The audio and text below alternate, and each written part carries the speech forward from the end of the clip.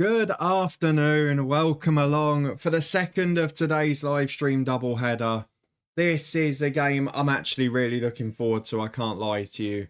It's the first game in England's group, of course. We'll do plenty of talking about England later on, just because Liam and Jambo are in as well. I know they love nothing more than us talking about England when they should be focusing on other games. However, it is Slovenia v Denmark. It is about to kick off.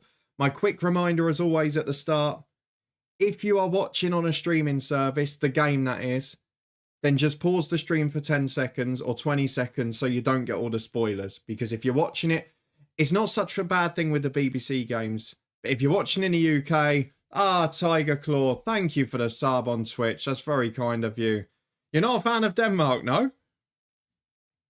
Who are you wanting? Why are you wanting Denmark to lose so badly? What's wrong with Denmark? I genuinely don't know what the best result for England here is. I think it'll be a pretty interesting group. But if you are watching on ITVX or whatever it is in the UK, just pause the stream for 20 seconds, then press play, and you'll be all right. But firstly, loads of welcome ins. Great to see so many faces about. We thought the Sunday ones would be fun.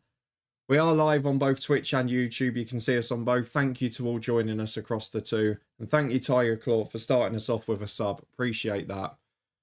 Let's catch up with all of the chat. Steve, good morning to you over in the US or the States. Scotty Mac, good afternoon.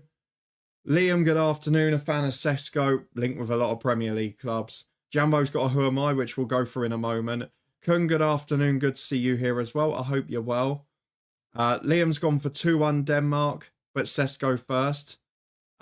Scott's gone for 2-0 to Denmark. We'll go to the Who Am I in a minute, Jambo. Steve's got this as a 1-1 draw. Steve, have you copied me? I feel like we've had the same for nearly every game. Drop Bear, good evening, good morning to you. I hope you're well. Thank you very much for being here. Yeah, you must love the Euros. Nothing to worry about. Who's got the chances? Denmark are in on the edge of the box. Ball in early is dealt with. And it's away as far as the edge again. A good start from the Danes here. 2-1 Slovenia you're going for, Drop Beer. I'm not surprised by that. Jambo adds, I don't know why, honestly. I don't know why. It's supposed to take them off for an hour when you've run them before the stream starts. I'm guessing Twitch are still running their extra ones. I haven't met them for the requirements for the month. We did warn this was going to happen, didn't we? Everyone's dark horses, but they're going to choke. I'm not sure they'll have a great or poor tournament, to be honest. I think they'll just be steady. The worry for me in the group for, well, all of the teams apart from Slovenia is that Slovenia should on paper be one of the most organised. It's just whether they deal with the pressure or the expectation of the first game, because it's a big occasion, isn't it? None of them have played in a major tournament. Yeah, Jambo, put it in again so it's at the end of all the introductions, and then we'll go through it in a sec. But yeah, I did worry that Slovenia might be able to pull on in this group because they're solid enough defensively. Hoyland's lost a boot pretty early on there. I think this game becomes pretty crucial. Hopefully England will be able to win tonight to avoid any problems there. Liam, you're going to get upset later in this stream, trust me. No politics, Liam. None at all. It's the Euros. That's the beauty of it. We can ignore politics and just talk about football for a month. My prediction for the game, 2-1 Denmark. Yeah, most people have it going a goal either way, don't they? Drop their hello from Monday. Hope the new week's treating you well. I suspect 2-1 Slovenia. Tiger Claw's gone 2-1 Slovenia. Steve thinks he's equally wise with me. That's a worry for you, Steve. And probably a worry for me as well. I mean, we are normally pretty close in the championship predictions. You just managed to beat me by a point every week. Right, let's get this Who Am I gone then. Who am I? I've played with Callum Chambers, Pascal Gross, Solomon Rondon. There's a name we've all forgotten about for a year. Daniel Mayen, who played earlier today off the bench, and Isaac Hayden. Has he got to move anywhere yet? He's been linked with loads of clubs. I do worry a little bit about this. Because I'm trying to put links together immediately and I'm not finding any. Denmark have started really well here. This has got proper vibes of the game we watched yesterday. Because you look at Eriksson feeding the ball over the top, and Denmark are doing exactly what Switzerland did, which is pressing high in the opposition half, not letting them out with the ball. And Slovenia look a little bit shell-shocked. First major tournament for 14 years, first Euros for 24. None of the players have played in a major tournament. It's a big ask. They've got to try and get through this 15 or 20 minutes, and Denmark have to try and take advantage early. Which I'm not sure if they've got the firepower everywhere to do, but they have obviously got the United duo up near the top of the pitch in Højlund and Eriksson. But Slovenia are breaking away for the first time down the right, just a bit slow to play the pass. It eventually goes wide. They've got 4 up in support. Hungary didn't do that. But Denmark able to get it away from the box in the meantime, which is good enough for now as they can break away. But Slovenia win it back this time. And they seem early to be gradually growing into this game. Cheeky little foul though on Eriksson to stop the counter. I was very nervous yesterday in the game versus Scotland in the World Cup. We didn't look on it at all. Yeah, I wonder why drop there. Let's make it close. Let's give the English a scare, was it? But in the end, yeah, Scotland's had a new national sport for one day. It's gone again. I mean, they're not even good at snooker anymore. What's going to happen to the Scots? On a serious note, I do think they've got a chance in midweek still. And I think Hungary maybe aren't as strong as we all thought based on that last game. Maybe they just froze, but it was a terrible performance. Long ball forward from Denmark into the box. Is it onside? It's a heavy first touch, which has meant a few more. No offside given. Now it is. I will say so far, VAR and that's worked brilliantly in the tournament, as has the officiating. Just a straight ball over. Oh, it's that terrible defending. Centre half's completely lost where his striker is. Really poor. Now, cricket, Australia have announced a 3-game T20 series versus the Scots in July. Ah, that's cool. That's nice for Scotland as well. A chance to improve against top opposition. Johnny's coming home. Who's coming home? Who have you signed? Liam Ricardo Rodriguez, interesting shout. Yeah, Jambo, I need a clue. I'm trying to put clubs together. I'm staring at it. I've not got a link.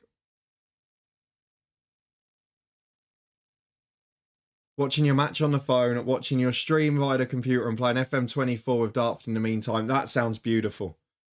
I mean, I could be playing FM at the same time if I weren't talking to you lovely people. I've got the stream on here. The spare screen with all of the sticker book, the Twitch updates and the stuff, the chat and that on, and then the TV with the football. It's a lovely combination. Oh, you're talking about Isaac Hayden. Is he coming home, is he? We'll see. Your European Jambo. Okay. That takes away an international link with Rondon, which I was starting to think of.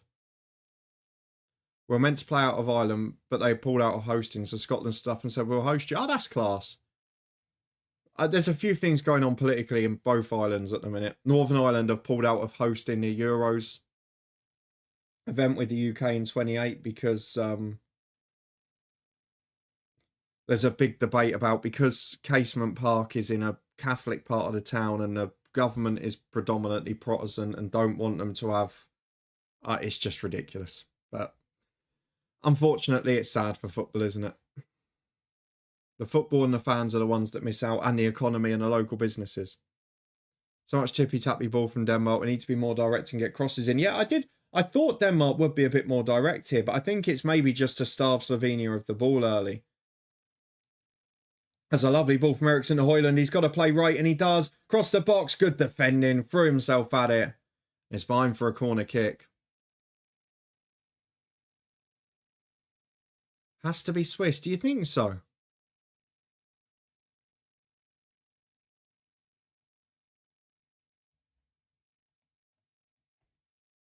I'm wondering, I don't know where Rondon played everywhere else. I think that's going to be my clue here, because is there a link maybe with Gross in Germany or something like that? That's the one I'm wondering. Obviously, I remember him at West Brom, Everton and the likes.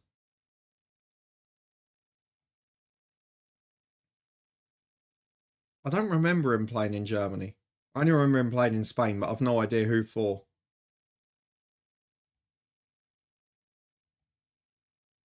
I'm lost in the who am I. Drop there, yeah, I'm trying to work it out as well. It's causing me headaches.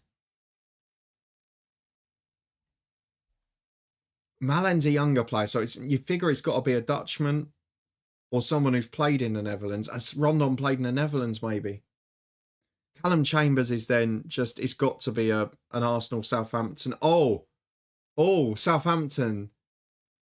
Southampton's make me think Tadic, but that's probably wrong. Tadic because he's played in the Netherlands and he's played with Callum Chambers. Would he have played with Pascal Gross? I doubt it. Dusan Tadic?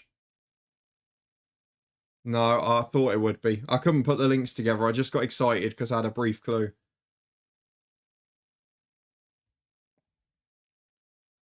Remember Rondon at Everton.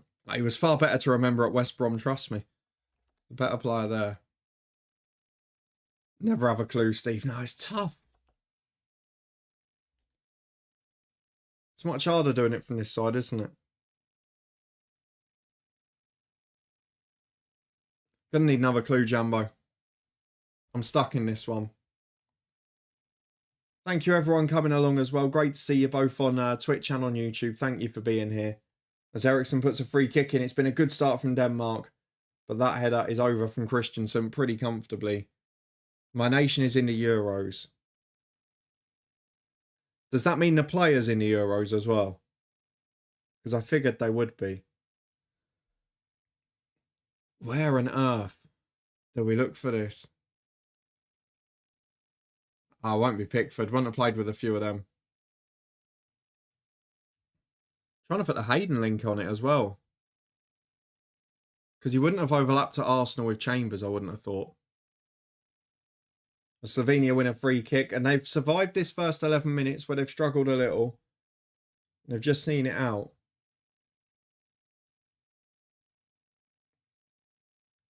I'm really struggling with it, Jumbo.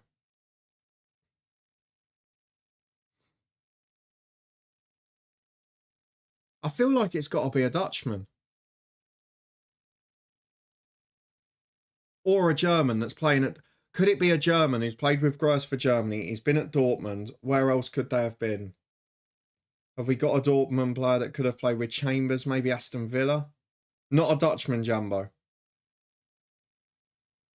It's got to be a German then. It's got to be a German.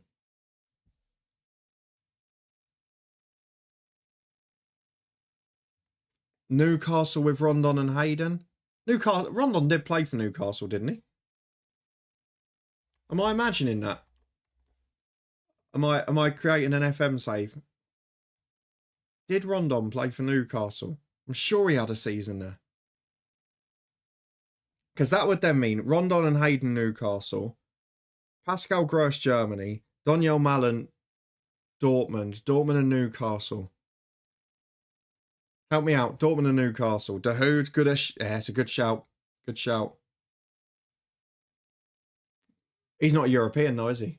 Or is he? Is he a German? I don't know what international team he plays for. Dortmund and Newcastle. Jeez, how hard can it be?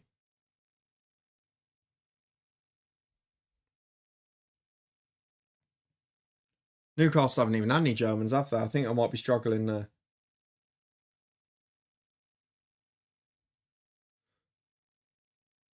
I said the nation's in the Euros.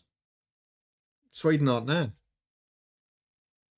I was watching the results in the Asian World Cup qualifiers. North Korea made the next round of the groups with Japan, so they could make it. Well, they did make... It's Brazil, wasn't it? 2014 they made, because they only lost 2-1 to them, I think.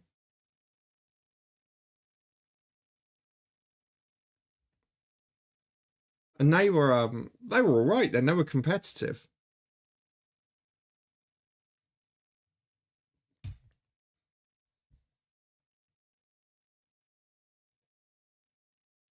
I wonder if Sesko get a chance to have a run. Thank you for the follow.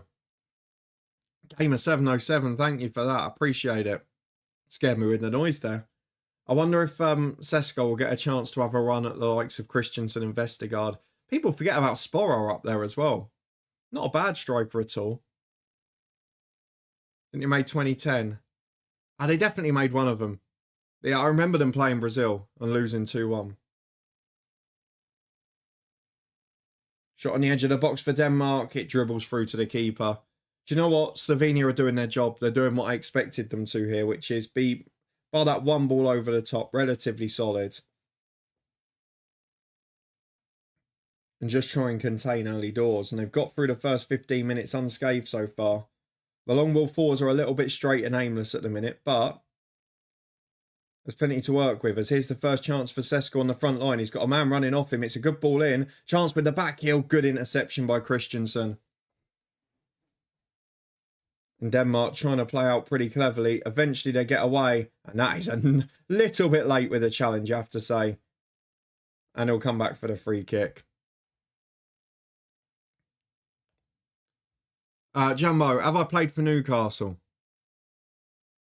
Interesting to see Sesko sign a new contract. Yeah, I think it'll be one of those, won't it? Sign a new contract. We'll let you go next year for this price. It'll all be worked in and worked out now. They beat Myanmar 6-0. Then 4-1. And then Romp's home beating Syria and getting through. Fair enough.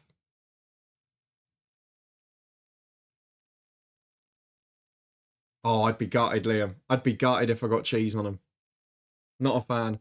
Only thing I'll eat cheese on is pizza is what I'm having for dinner. We've gone all out for like the halfway to a takeaway option tonight. So as we ordered an online shop and there was a meal deal with like new Zizzi's wood fire pizzas. So we've got a couple of pizzas. The goo melt in the middle. Desserts just wide from 25 yards by Sesko. That's good effort there for them. Yeah, back on a diet tomorrow. I'm not too far over, but we've got the melt in the middle puddings that came free with our HelloFresh yesterday. So that with a little bit of ice cream for pudding. And tucked down for the England game. Oh, I love a pizza drop there. I don't like the like American style thick pizza particularly. I love a thin and crispy, like Italian wood fired style, but I'm basically pizzas, Indian sides are probably my two biggest food weaknesses. Because if I have a curry or something, I can make a fairly healthy curry, but then I have to have pakoras or parathas or bhaji, something as Denmark get in. And Christian Eriksen. We all remember the first live stream we watched in Euro 2020 and it ended in almost the ultimate tragedy with this man. But he's back with a bang. Who would have thought when we were doing that live stream? I think that was our first ever watch along, wasn't it? Who would have thought that day when we finished that live stream that 3 years later he'd be scoring Denmark's first goal in Euro 2024? That is like the ultimate arc of a story, isn't it? Magnificent goal from him. Composure. He does that so well for Denmark in that more advanced position. They take a quick throw on the right-hand side. Slovenia are out of shape. It's up to the centre forward. It's a glorious little flick. Look, who's following Eriksen? I don't know. It's a lovely flick into him, though. It's Jonas Vind, isn't it? And it's just flicked in. First touch on the chest. Second one, rifled into the bottom corner. That is a lovely, lovely goal. And Denmark get the first. I'm pretty sure I didn't predict him to score first. Let's say, get the scores updated. Because there's nothing wrong with that one whatsoever. I've given them 2. Didn't mean to give them 2. It is not 2-0 to Denmark. There we go. Slovenia 0, Denmark 1. Let's catch up again, Jambo. I did not play for Newcastle. Oh, God. Jambo, I'm going to need another big clue then. Because I'm done if it's not Newcastle. Pizzas are Italian football. Even the worst ones are still good. Yeah, you're absolutely right. Even a bad Italian team finds a way to the quarters or semis, don't they, once they're there?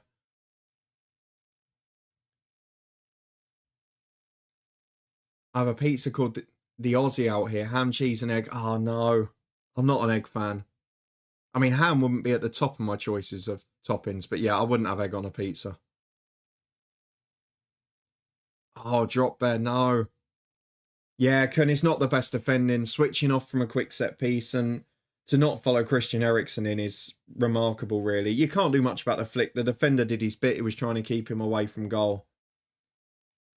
But yeah, the marking after that left a lot to be desired. They were very slow to get back in shape and they've looked really vulnerable to this. These big long balls over the top.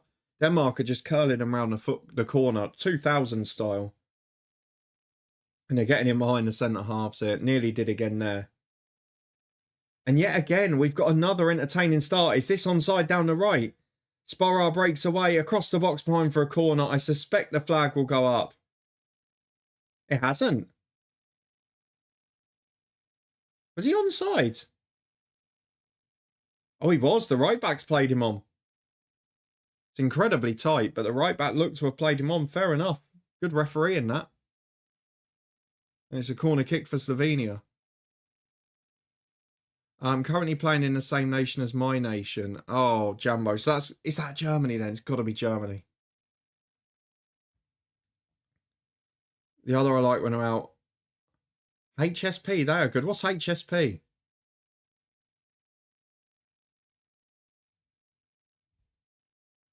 Serge Gnabry, that's a great shout. Arsenal as well. Oh, that's an incredible effort. What have you done, Liam?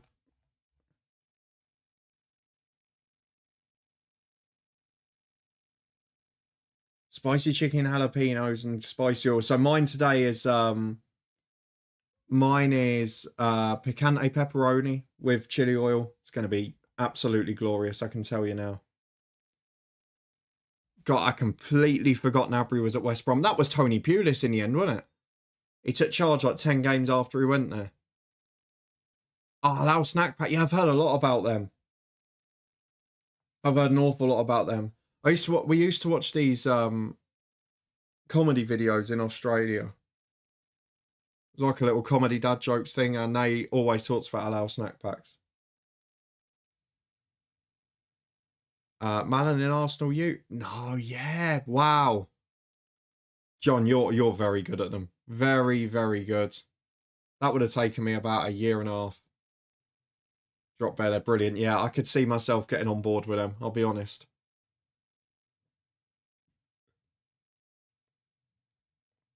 But then I'm a sucker for savoury food. Get me good food from particularly spicy food. It's not been the healthiest week. We went out for a Thai on Thursday. Big curry yesterday. Pizzas tonight. Yeah, the weight loss will be 0 this week, I fear.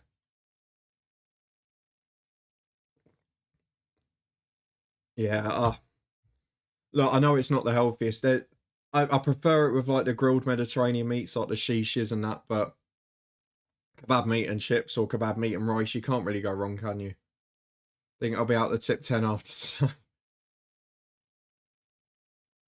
Are you all looking forward, Scots, to the England game? You must be. Have you got your Serbia shirts ordered, Jambo Liam? Scotty Mac, have you got your Serbia shirts in yet? Just looking at this Denmark bench, it's not a bad squad at all, is it? It goes under the radar a bit.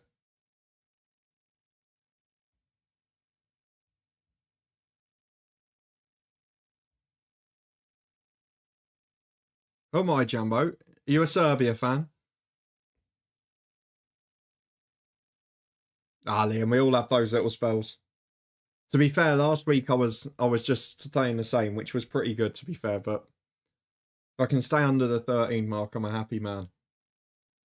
And we're still doing plenty of walking and that. I got darts at 8. Good luck, I hope you enjoyed it. Oh, you've redeemed one, sorry. Now, we found our first problem with the multi-streaming, Jambo. We found our first problem with it, which is the requests don't show up in that chat. Right, let me get it up here so I can keep an eye on it.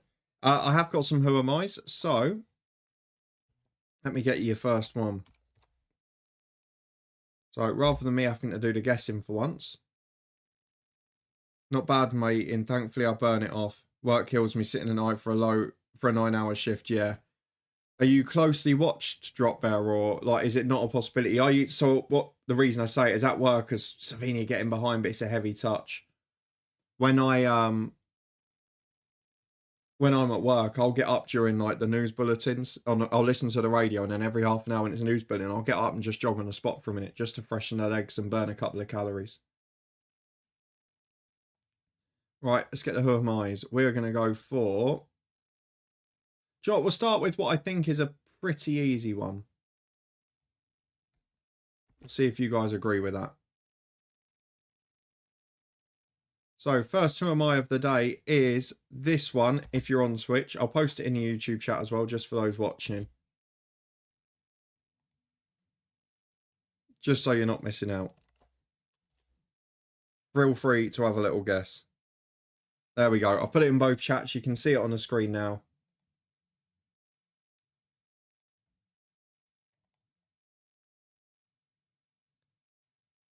Usually the easy ones are the hard ones. Yeah, you never know really, Jambo, do you? Let's be honest.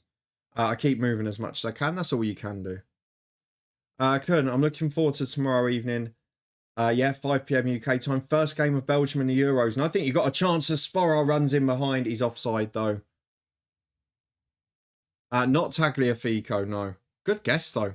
Like the thinking there. I actually think Belgium are... I've put them as my 2 times booster to win tomorrow. I think it's the most comfortable game then. No, Liam. They're all hard, Steve. It's just where you put the links, isn't it? Yeah, Kun, how are you feeling? Are you optimistic for Belgium? Because obviously there's a lot less talk and expectation this time. Because they're in a much more difficult position in terms of a new coach, an ageing team, particularly in key areas. So how are you feeling about it? Surely the Slovakia game is the one you've got to win. So it's another ball over the top to Sesko, but it's over here. Enzo Fernandez, incorrect.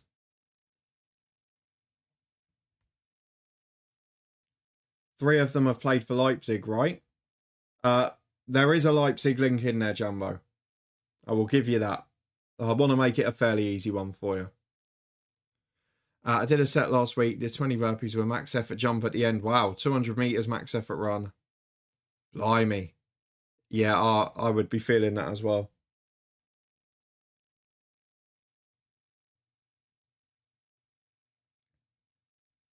I do. I mean, all I do really is use the calorie counting app just to make sure I'm not going too crazy with the snacks. I'm still happy to go over, but just so you don't have that extra thing at the end of the day, isn't it? And that always helps. And then playing football occasionally is also a help, which has started again this year. Similar for you with the sport as well. Jambo, Daka's the one that's throwing me. I had to get Patson in, didn't I, after what we've had this year. Slovenia playing out from the back, getting caught. Definitely not a foul on the Denmark player there. By the Denmark player either. Good ball in from the right. It's out for a corner. They're appealing for a foul, but it's all of their own doing. Really poor from Slovenia, that.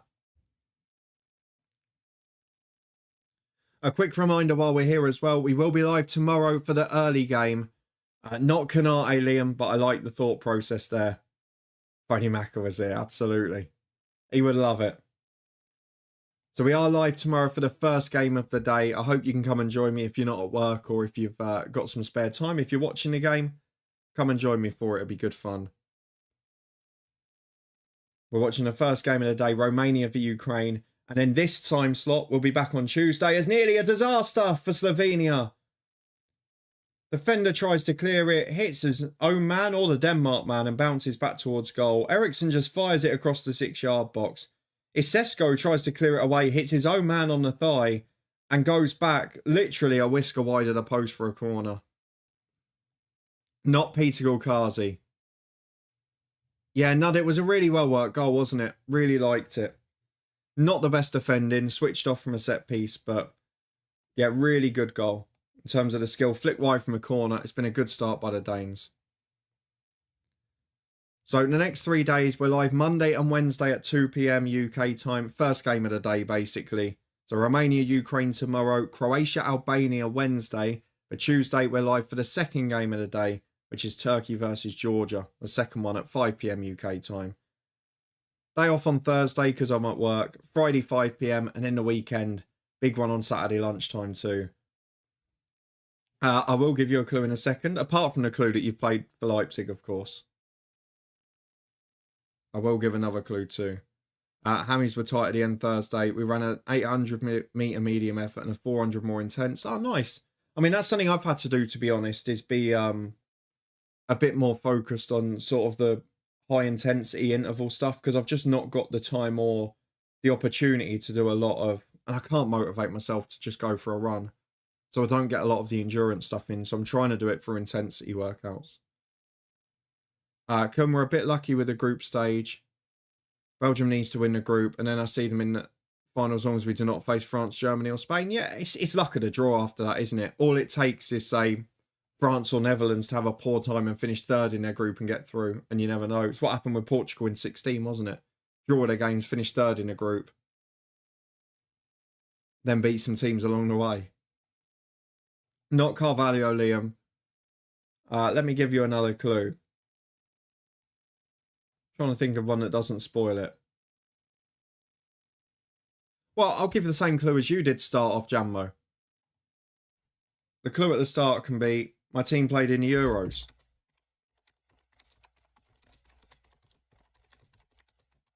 My team is playing in Euro 2024 and I've played for Leipzig. There you go. A double clue to start you off.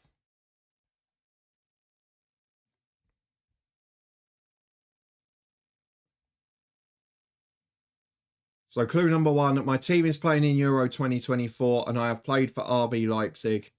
And the players I've played with in my career are Josko Gvardiol, Patson Daka, the legend, Alexis McAllister, Christopher Nkunku, and Hwang Hee-chan. As Denmark break forward again 30 yards out, drop of the shoulder didn't quite work. Not Sesko, but I see the thinking there. Don't think he would have played with McAllister, would he?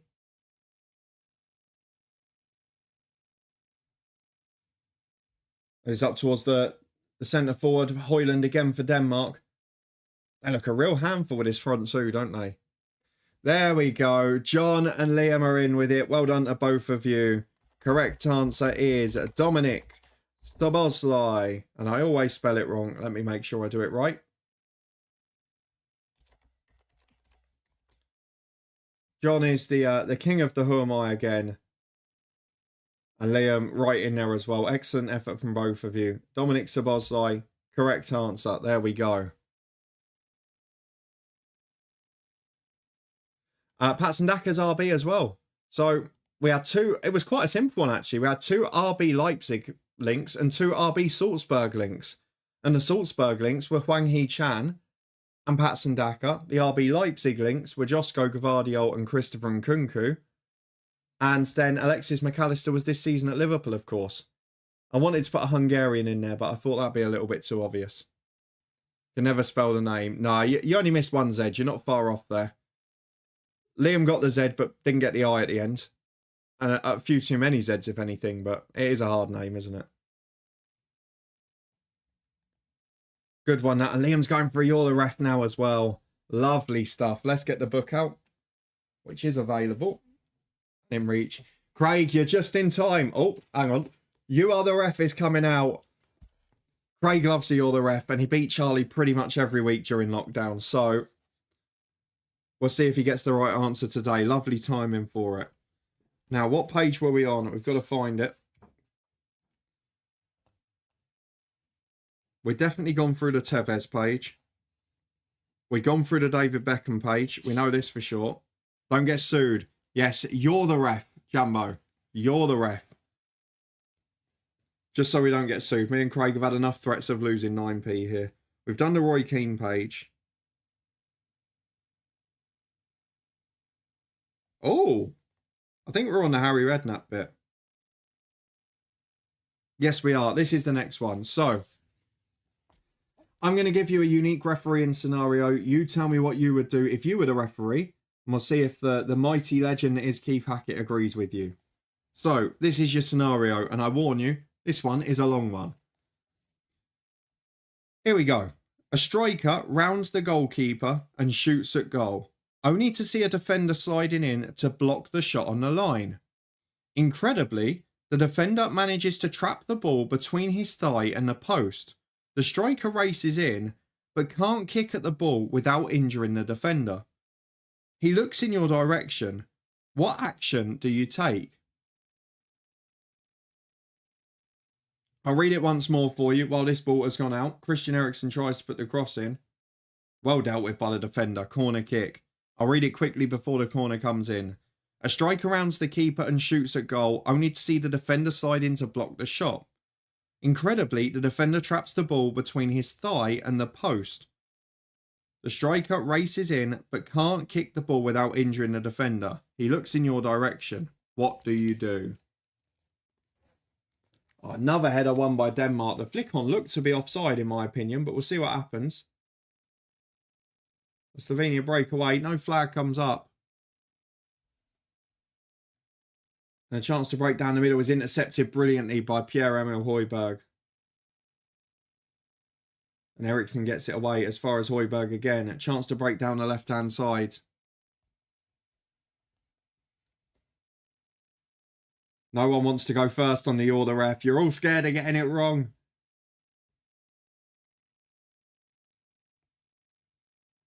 You're always flying in normally with your answers on the easy ones. And Eriksson's breaking through in a 10 again. Switch of play by Jonas Findu, dropped in deep, headed away well at the back post. Here we go, we've got some answers, loads of them going in now. Jambo's confused, yeah, it is a confusing one. I don't know why the player would be looking over anyway. Don't you just try and put the ball in and then deal with what the referee does afterwards? John, surely just a foul, maybe a yellow for the striker. Jambo, indirect free kick from the 6-yard box. Craig's going obstruction, otherwise the striker's got a tackle. Steve doesn't have a clue. This is a proper difficult one, isn't it? And one that I don't think would ever pop up, but Liam saying easy, okay. Jambo's confused, which is more like me. I'd give a free kick to the defender and a yellow card to the striker. Interesting. Jambo 50-50, I think. Well, Jambo, it's interesting you say 50-50. I'm on the fence here. I think I'd either go for a drop ball or a free kick at the edge of the 6-yard box. I'm trying to think what Keith would do here. I reckon because the strikers looked... If the strikers looked, then that question is suggesting that a tackle's not been made, in which case, I would say drop ball. But there is a chance that it's a free kick to on the 6-yard line to the defending team. Because you're still committing a foul. But then as Craig says, does obstruction come into it? Or unprofessional conduct or whatever you want to call it these days? Craig needs Charlie. Yeah, if you get Charlie to give something, you know that's not the answer and you've got more of a chance then, don't you? Ref gives the attacking team an indirect free kick. Put it in the match report now. Liam's got one part that's surely going to be in there. Match report's got to be included. Caution the defender for obstruction. Okay. Jumbo, let's give the answer. Right, here it comes, everyone. We'll get the answer in here. And hopefully we won't all be made to look stupid. Keith Hackett says, oh. I tell you what, we're going to see out the Slovenia corner first and we'll come back to this. It's interesting. Slovenia have got a corner. Not have many attacking forays this half. Just one distance effort from Sesko, really. They've played short and worked it back, which is a nice routine. And they now get to cross from the other side to the back post. I think was offside. It falls on the edge for Spora. Cleared, but the flag does go up. Can't give a yellow for the defender. I don't think so, Craig. Here's what Keith Hackett says. Liam, 1 minute ahead of me. I gave the warning at the start. If you're on ITV X or whatever it is streaming it, then just pause it for a few seconds to stream and come back to this because this will always be ahead. Keith Hackett says, it's a drop ball. There's a clear risk that the defender could be injured or that there could be a flare-up. So step in quickly, stop play and restart start the game with a drop ball on a 6-yard goal line area that is parallel to the goal line at the nearest point to the incident. Can you imagine if that happened in a game? No one would know the rule and it would be chaos if you stopped when the attacking player's got the chance to put it in.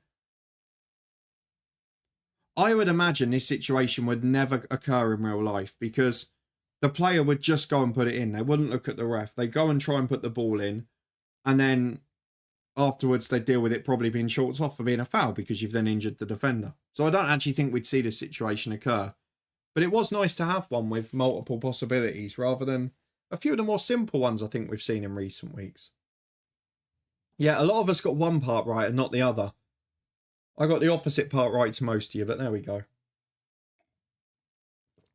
Yeah, I agree with you, Drop Bet. I don't think particularly the speed the game's played at. Is any player going to look round at the ref, say, what do I do? And the ref going to think quick enough to prevent the flare-up? I don't think so. And with the money on the line now, no ref's going to blow the whistle in that situation. He's going to wait. We've got 5 minutes to the break. I've got to say, this first half's gone by pretty quickly. It's been a really entertaining match. And I've seen that a lot this Euros. We've not had that slow start we normally get. It's a great ball in from Denmark. Well flicked away by the defender. It's out for a corner. Bar the goal, Slovenia have defended really well. Yes, they got done by a quick set piece and had one ball over the top, but they've been what I expected them to be, which is dogged defensively. And it may be the case that if Denmark don't get that second goal, we saw how important it was for Switzerland yesterday when they had their little panic that they'd got 2 goals up. Could that be the worry from them later on?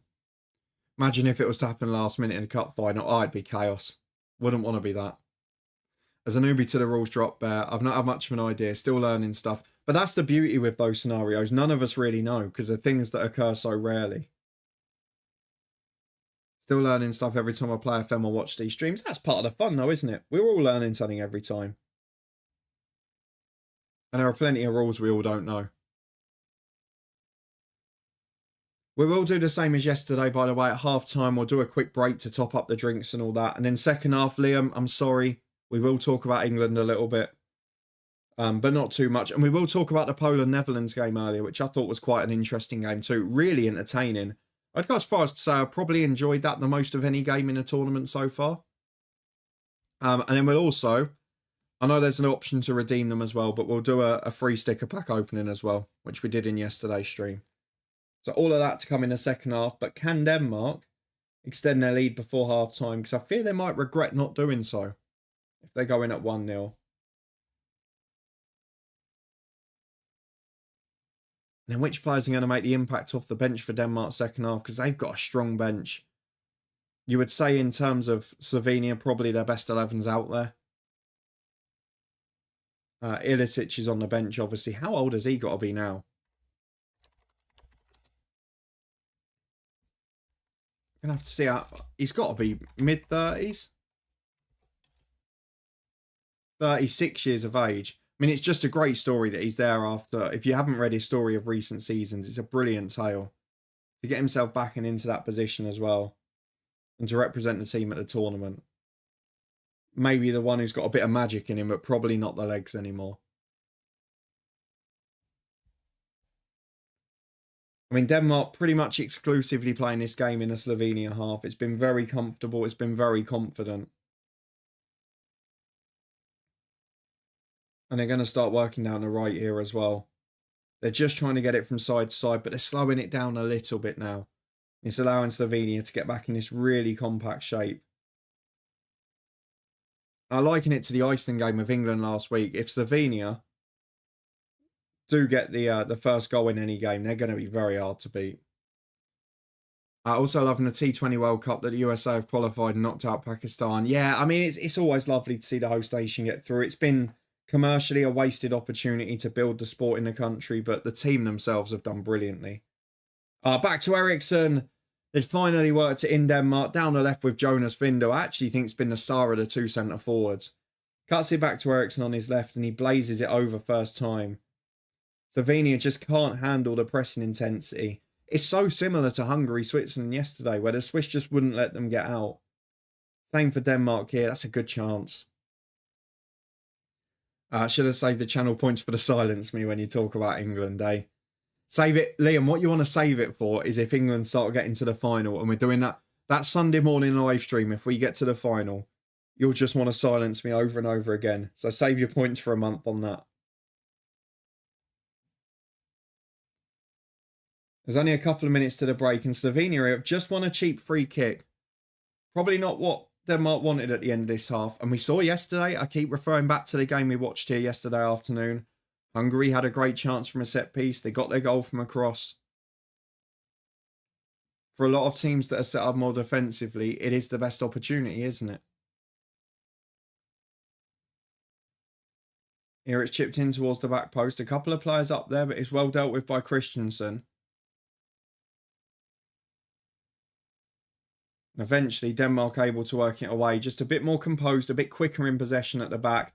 And they work down the right here to Eriksson, who may well have been offside. He goes for the switch of play, which is intercepted, and Slovenia can work away. But Denmark given a free kick for a foul on Eriksson late there. Had a good game so far. Drop there, but it has been the opportunity wasted. The fact it's only on Amazon Prime. Yeah, and they've got it on a South Asian based channel as well.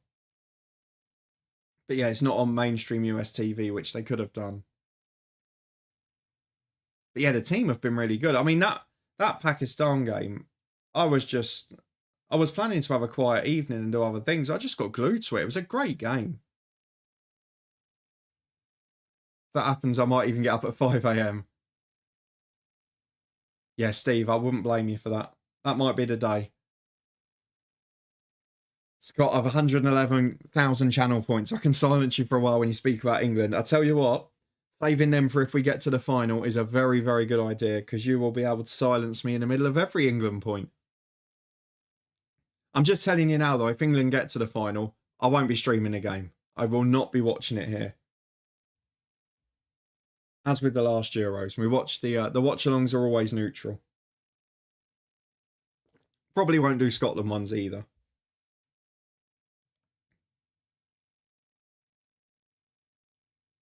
Denmark in possession again. We've only got one added minute here and we're already a fair few seconds into it. So it's last chance of the half.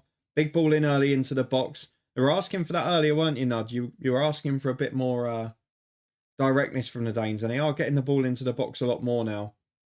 That one's cleared away, and I would imagine that's going to be the end of the half. Scott to the rescue, yep. 3 weeks, he'll be the rescue man. No, 4 weeks to the day, isn't it? Half-time, Slovenia 0, Denmark 1. I think you would have to say that's been pretty one-sided, hasn't it? Slovenia have had one effort from distance and a couple of set pieces. Denmark have only had one shot on target, actually, looking at it. But a couple have gone narrowly wide, blocks across the box, etc. Drop bear, it's great. I watch as long as I'm not fussed who wins. Yeah, and that's sort of the approach I wanted to have, drop bear, and I've always done it with these, is I don't want... Steve's being cheeky at the bottom there. I don't want to have the big games on there, like there's Spain, Italy and things like that, Netherlands, France, because they're the games that everyone wants to concentrate on and watch anyway. These are the games that a lot of us will be watching, probably while playing FM or having an eye on something else. And it just adds a bit of interest if we all throw in our predictions, we all have a little bit of a chat about the other games of the day. It's like as if you were in the pub watching it, isn't it? And that's sort of the plan with it. And I mentioned it several times before, and we've been proven right so far. These unfancied games are often the ones where the teams think we've got to try and get a result from this because we're not going to beat the big team in our group and we've got to try and pick up the 3 points. And it's led to some really good games. Like the game yesterday, Hungary-Switzerland, was much more entertaining and full of goals than I think we expected. This game's maybe not had the clear-cut chances, but it's had a lot of good attacking play. Mainly from one side, I concede. But I always find these games in the early stages the more entertaining than I do the later games where, yes, there's that extra tension in them, but they're very often poorer games. They're a bit more bitty, a lot more time wasting, a lot slower. These games have flowed beautifully. What if it is Scotland v England last 16? You can't deny us the opportunity to laugh at you when we win. Well, I'll be live at some point when there's another game in a day, because there'll be 2 games that day. So whenever if it was England-Scotland, I'd just do the other game of the day and we'd still talk about it, whether it's the one before or after. But no, if I'm watching, I've said it the same before with Luton. If I'm invested in a game, I just want to watch the team. Steve's only 2 more Scots games to miss anyway, cheeky. Yeah, no, I've got to say, I mean, I've not kept up with how all of them have played all season, obviously, but I was surprised Mailer wasn't in there because he was a star the last Euros.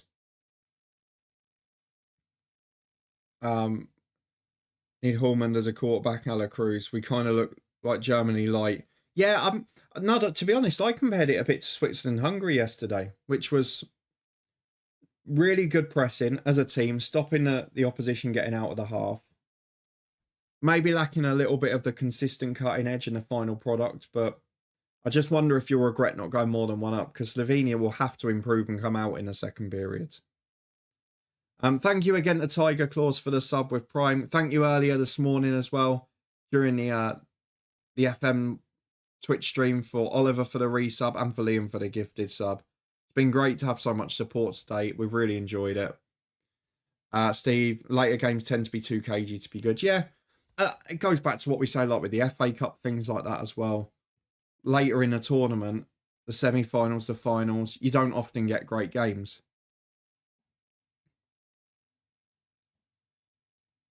It kind of makes sense. Mailer is good in the box. Put him in 55, 60 minutes when the Slovenian defence is tiring. Yeah, can understand that thinking totally.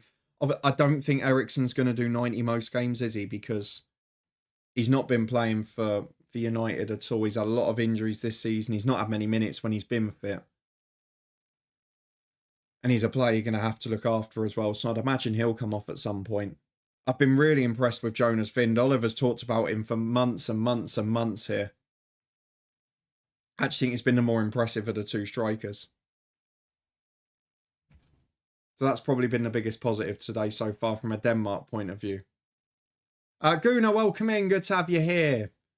Half time in this one. 1-0 Denmark. They're doing really well. A quick warning again, whichever platform you're watching on. We're going to take a quick break in a few minutes. We'll play 3 minutes of ads while we're topping up the drink and all that stuff. If you are happy to leave them running, then please do. It's really really helpful to the channel, and you won't miss any of the action here. We'll be back before the second half. We've got the sticker openings, plenty more quizzes and games. It'll be good fun. Nardi's going to chill. It's his last time with the national team. He'll hold up. Think of him as an Engashe in FM terms. Lovely.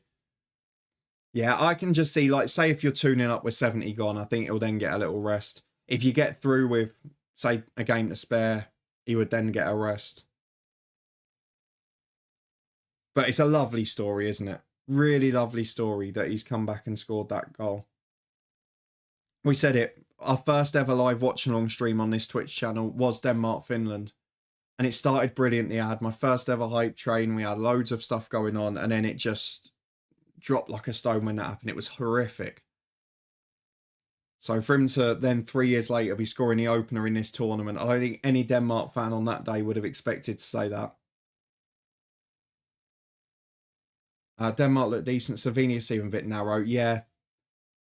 Again, not able to find the outball. I'm surprised they've gone 2 up front. It's almost like they've tried to match you up, but they've not got the quality out wide to do it. And their defence is very workmanlike. Their fullbacks aren't going to be flying forward. It's a tough ask for them. They're a small nation. They've not got a lot of quality in the defensive and middle thirds. They've got a world-class goalkeeper and a world-class striker to be, and not a lot in between. And that's difficult. But with that in mind, everyone, we are going to take a quick break now. So please do leave the ads running if you can. Go and top up your drinks, get yourself a snack, whatever it is you're going to do. We'll be gone for just over 3 minutes. We'll come back. We'll preview the second half. We'll chat a bit about Poland, Netherlands, which we haven't done yet. And then we'll have a little chat about the Serbia-England game too, as well as opening some stickers and all of that stuff. So please stick with us. We'll be back in 3 minutes' time. Top up those drinks. I'll see you there. Don't go anywhere.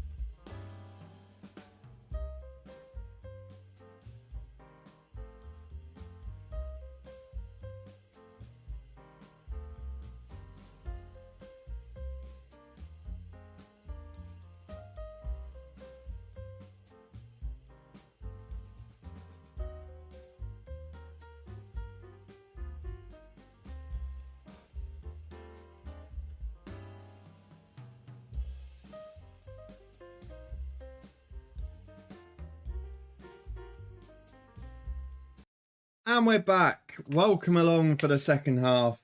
Just making the dinner plans, making sure the oven got on in time for the end of the game. We're back to watch the second half of Slovenia versus Denmark. Hasn't started, Liam. Hasn't started. We only just got back from the break. We're not going to talk about it for long either, but we're going to talk about it no more than Serbia. And don't forget, Liam, the difference between perhaps me and the coverage you might be talking about from one of the national broadcasters is that I'll be talking about both teams as well. I'll be covering Serbia too. Don't worry about that. I will start by talking about Poland-Netherlands. I'm interested, for those who watched it, to get your thoughts on that game earlier, because I actually thought it was the most entertaining game of the Euro so far. I really enjoyed it. I think Poland scoring early helped as well, a bit like the Albania-Italy game last night. Having the first goal come from the side not expected to win was really important. Netherlands marking from set pieces was atrocious all day. But on the attack, God, they look frightening, don't they? We mentioned it with Switzerland. Just having a front three that's full of pace and trickery is so exciting to watch. But I did actually find it ironic that both of the sub-centre halves for the Netherlands would walk into the England team. I did find that quite funny. And what we do to have the Scottish left back tonight, Liam, eh? Either of your first two choice left backs would start for us. Oh, look, even the advert's got the pizzas now. Showing off the outdoor ovens. Gets me far too excited, that. I was pleasantly surprised by Poland, particularly without Lewandowski. But I don't think they're going to be able to get through now, because I can't see them getting a result off France, unless France are through already. And the Austria game, I think Austria are better than people expect them to be. And they always seem to find a way, a bit like Switzerland in the modern era. Poland should have gone for it more. Yeah, and look, I can understand the thought of, look, clearly their thought is keep Lewandowski for the Austria game. If we win the Austria game, we've got a great chance of getting through in third. And if they could have nicked a point there, which they nearly did, it would have been brilliant. But I can understand both sides of that. I'm surprised with the English defence this Euros. Yeah, I'm surprised that he still didn't gamble with Maguire. I'm surprised he didn't try and have clear the air talks with Ben White. I'm surprised Dunk went ahead of Branthwaite and one or two others. I'm still, as I mentioned this morning, I'm surprised Barkley didn't go for that natural holding midfielder option. And I'm still surprised that he dropped Grealish out of the 26 after he made that impact in the Bosnia game. When we saw against Iceland, we didn't have that bit of creativity. We couldn't win those set pieces. So there are a few surprises, but it's a young team. I mean, it's very promising for the future, but we don't have enough good defenders coming through. It is the problem. 3 is normally enough as long as the goal difference isn't negative. Exactly. Because look, even if, say, all Poland have got to do is finish in third with 3 points and then hope that maybe like a Scotland do the same in their group, and you know you're already going to have a better goal difference than them, barring a disaster against France. So it is kind of the view, isn't it? But thank you everyone who stuck with us both on Twitch and YouTube. Good to see you on both. I hope you're keeping well. I hope you're having a good weekend. A weekend with 7 European Championship games is never a bad one, is it? I'll tell you the other question I want to ask for the second half. Have any of you got any pre-season friendlies lined up? Because we were having a little look through at the local teams and games we could go to soon.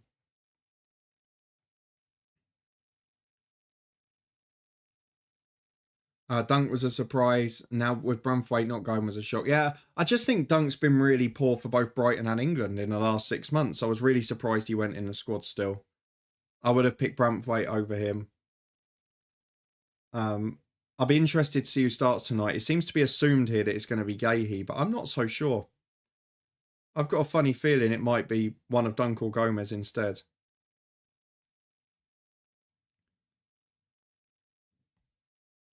Liam, Leighton Orient, Spurs and Fleetwood so far. Lovely. Yeah, we were looking because Luton are doing some of the local games like against St Albans, against Hitchintown, against those lots. Mr. Chocolate, it's on the TV. We can't show the game. We're having a chat whilst watching it. As is always the case. Serbia are the better team on paper. Liam, come on. Expected goals 1.4 to England's 1.2. Again, you're talking about opposition. You're talking about against different opposition as well. But I will say Serbia are a big threat from set pieces, and without Maguire, I'd worry if... The reason I worry a little bit about England tonight is if Grahi's playing alongside Stones, Mitrovic aerially is going to be a big threat against them. They've got creative players that can get the ball in the box with quality, like Tadic. Does concern me. I don't think England keep a clean sheet tonight. I think it'll be a higher scoring game. But the crucial thing is England score first. We saw it against Iceland. If we don't score first, we're in trouble. Gunnar, I've gone 3-1.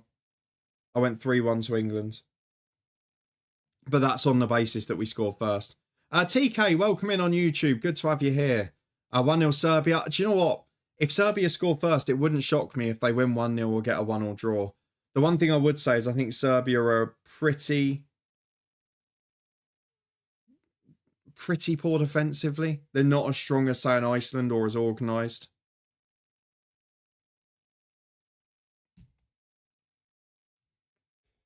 Only one I'm going to is Rangers v United at Murrayfield. Oh, fair enough. I hope you enjoy it. Suspect 2-1 to Serbia is my bet. Oh, fair enough. It would be interesting to see the meltdown if we don't win this first game. I'm sure it'd be nice for the Scots if we could join them in solidarity of being woeful. I don't think it's going to be comfortable for England tonight, but I do think they'll win. I think Serbia are poorer defensively than a lot expect. Drop bet. I'll see what games I make it to, as my Saturdays are usually full with football currently. There's Australia Cup games. If I get down to Melbourne, I might get to my first games. Lovely. I hope you get down to some. That'd be good. We're still waiting for Luton's first team friendly announcements. We only know what the development sides and that are doing. But it's not even just that. We go to some neutral ones as well. Just try and get to a game most weekends. Gonna try and make a day of it. See the new film before and grab a meal and a football. Yeah, lovely. Yeah, you've got to enjoy days like that, haven't you? Always good to make a little event of it. Hopefully it'll be a good one, as Denmark break away early in the second half. We're only 2 minutes in and Højlund's having a run at the central defender, who does really well to win the slide tackle. But they can't get out, and they've been pressed in their own half again. It's now Jonas Vind on the right of the front two. Nutmegs the defender. Cleared away at the front post. Denmark look really good, I've got to be fair. Albeit against poorer opposition. I like the Denmark kit too. Nice and simple. Bar throws in, flicked into the box. Same one again from Vin. Very good touch. Loves that little round the corner. Drop bet. Unlike the UK, the nearest game for me is about 160 kilometres away, yeah. And that's probably about the furthest we'd have to travel for the most of the season. Albeit Luton have got some big trips this season. Obviously Sunderland up in the northeast, Plymouth in the southwest. Plymouth's one I really want to fall in the summer. Because 10 days till the fixtures release day in the Championship. The Premier League ones come out during the week next week, so we'll be able to talk about them too.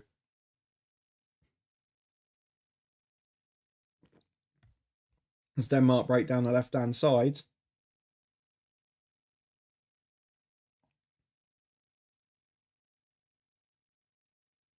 They're just slowing it down. They're switching it from side to side pretty quickly. It's making it difficult for Slovenia. And they've not really changed their style.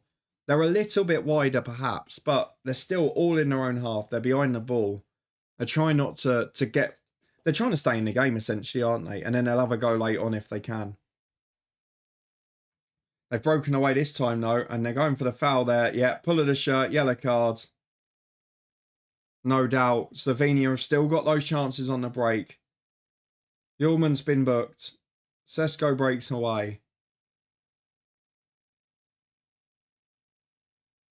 He's holding on to his shirt for dear life. He's got some gall complaining about that. He had his shirt for at least 7 or 8 seconds continuously.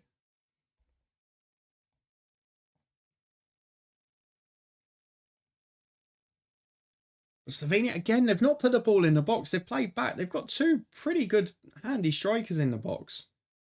Couple of big centre-halves who didn't even go up for it. Oh. Challenge on Sesko was rash there. It's chipped in behind. A little bit of inventiveness. Not dealt with well. Christensen in the end puts it out. First signs that Denmark are maybe a little bit soft defensively there. That foul from the Denmark player could have been bad. He went in studs raised and he got away with it. And we've got a long throw now to deal with. It's the one thing I said about Slovenia. They can stay in the game defensively. And Denmark, Serbia, England all have their frailties at the back. Does give them a chance potentially as the long throw's going to come in. Kasper Schmeichel stays. It bounces through. Oh, good save in the end. He got caught between. And in the end, it was just flicked towards goal by the Slovenia attacking player. They're appealing for a penalty here. Whether there's a shirt pull or not, I don't know. Comes into the box. Drops down. Sporar flicks it. Oh, they're saying it hit the arm. It wasn't actually Schmeichel. It hit the defender. No, it's hit him on the back. Nothing at all. Nowhere near the arm. We'll be playing on from there, don't you worry. But the long throw is going to be chaotic, and they've got another one here on the right-hand side. We have confirmed there's no penalty, rightly so. But an interesting start so far from Slovenia. We've got the chance to throw in from the right-hand side. Big one in again. Schmeichel comes, not the convincing punch. Back in across goal. Oh, the opportunity fall for the centre-half, but he can't get on it. It's back in across goal, but he's got too much on it. And it's out for a Denmark goal kick. There's a man down injured in the middle. It's a good opportunity, but that long throw has caused chaos. Bergie, welcome in. Good to have you along. Yeah, it's been a lovely day. We had a good FM stream this morning with Aberdeen. Watched the first game while doing a few hours work at home. Employed work this time. And then live in this game. Got a lovely treat planned for dinner and should be tucked up ready to watch the England game at 8 o'clock. It's going to be great. How about yourself? I hope it's been well. We've got a penalty check with VAR here from that second ball into the box. Denmark not dealing with those balls well. I'm not sure there's enough in it to be a penalty, but it's taken a little while. He's going to the screen. We might have a chance here. Slovenia. No, we're carrying on. He's not going to the screen. He fooled me with that angle there. We're carrying on. We've not got a chance for a Slovenia penalty. Denmark are breaking away down the right-hand side. It's been a great start to the second half. We had that first couple of minutes where Denmark got into the box, had an opportunity. And now we've had a couple of minutes where Slovenia have caused chaos with a couple of long throws, a breakaway from Sesko. I think if Slovenia can keep it to 1 for the final half an hour and have a little go, this could be a very interesting end to the game. A bit like we saw when Hungary got their goal back yesterday in that stream. Yeah, it's a shame drop there. They did the proper close-up of him and he put the whistle to the mouth and he moved his arm and then he just went, nope, play on. Another yellow card on the counter-attack for Denmark here. This time the Slovenian defender booked. It's a heavy touch on the ball. Oh, it's never a yellow card. There's never ever a yellow card in a million years, that. Højbjerg got the ball. It's a foul. There's no more to it. I don't know how you're giving a yellow for that. It's the softest yellow card you'll ever see. I can understand why he's annoyed. And it also gives Denmark a free kick in a really dangerous position. It's about maybe 45 yards out. Eriksson left channel. Chance to whip one in towards goal. And Denmark have got plenty of quality players to go and attack it too. When we get to the hour mark, we'll crack out the... I'll get it picked now, actually. We'll pick a random sticker pack to do at the hour mark. As Christian Eriksen stands over the free kick. Right-footed in-swinger. It's a great delivery. It's flicked on. And it's flicked just wide off the Slovenia defender. Christensen, I think, won it first.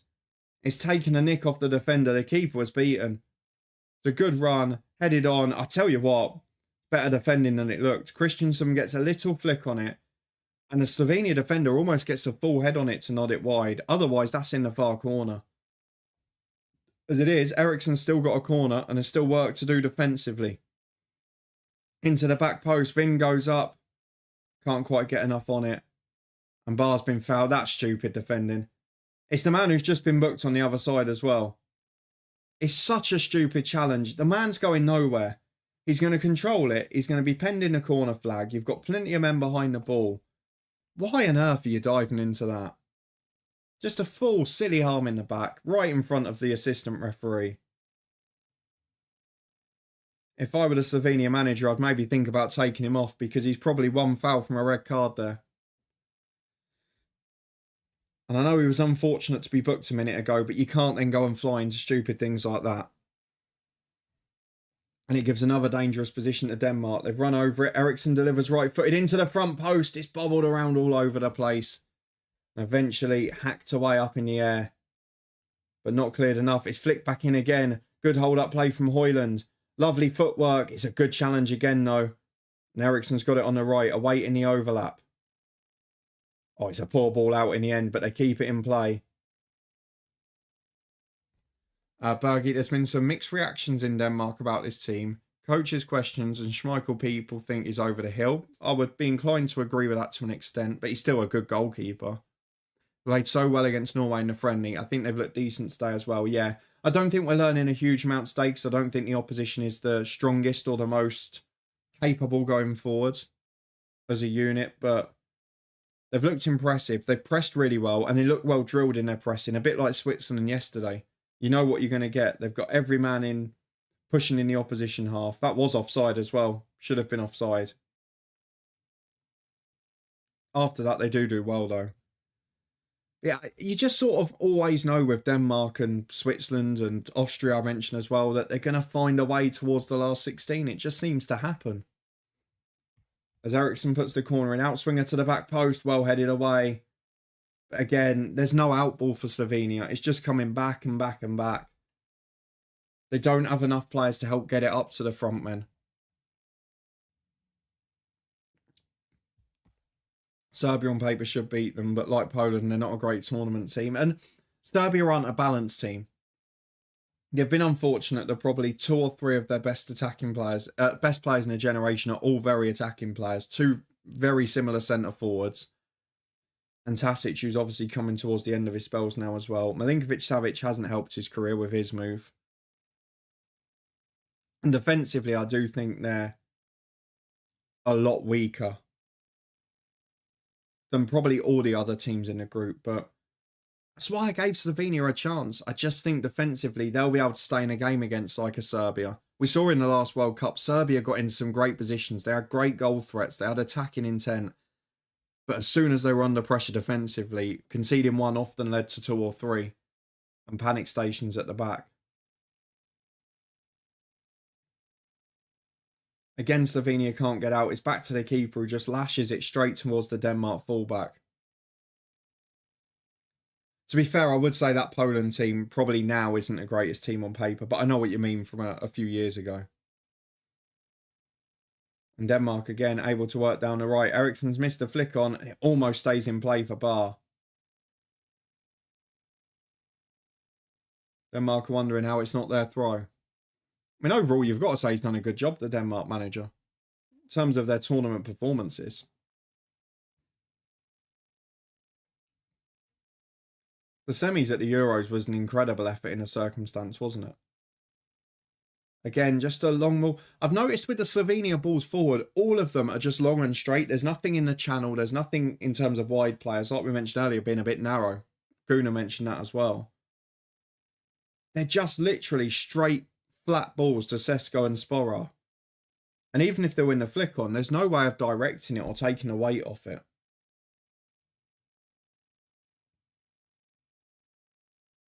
It's asking a lot of them to make something of some of these chances.